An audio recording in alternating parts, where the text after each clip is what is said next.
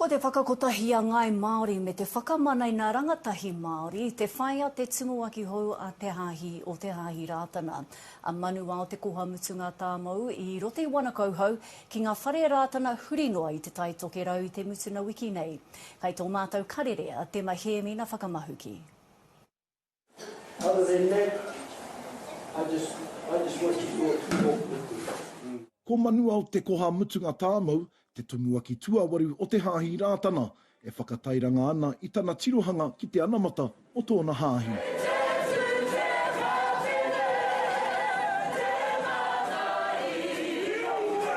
Kia whakakotahi ai a tātou e ngā iwi morehu me ngā iwi Māori i raro i te maru o ihoa.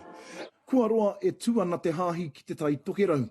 Ka mutu he nui hoki tōna hitori ki waenga i ngā iwi maha o te raki. Ko au te apotoro rehi tā rūnanga o te rohe o Piriwiritua.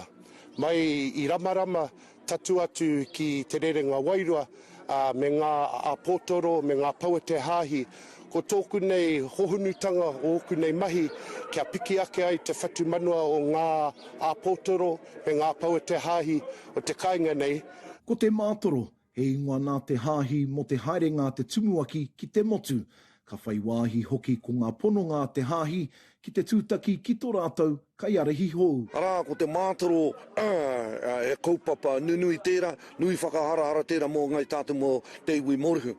E kaupapa e tāi ana te kawe i te tuatahi, o tira te kauhautia te rongopai, ki te tini ki te mano o ngā tāngata. Ko te komiti Haahi matua, te ohu whakahaere i te Haahi.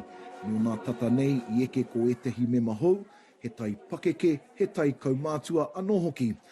He tirohanga motuhake a tēnā mō ngā take e hāngai ana ki te Haahi. The talent that comes as well is good because it's a third generation born into this māramatanga that has now stepped up.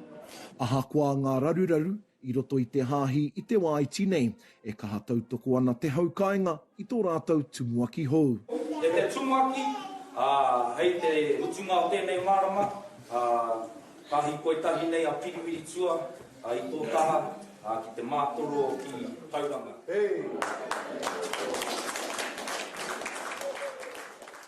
Ka Maatoro haere te Tumuaki, hei ngā marama e kainamu mai ana, hei te rātapu e tū mai nei, ka tai atu ia ki te pariha o rangitike. Te mihemi, te ao marama.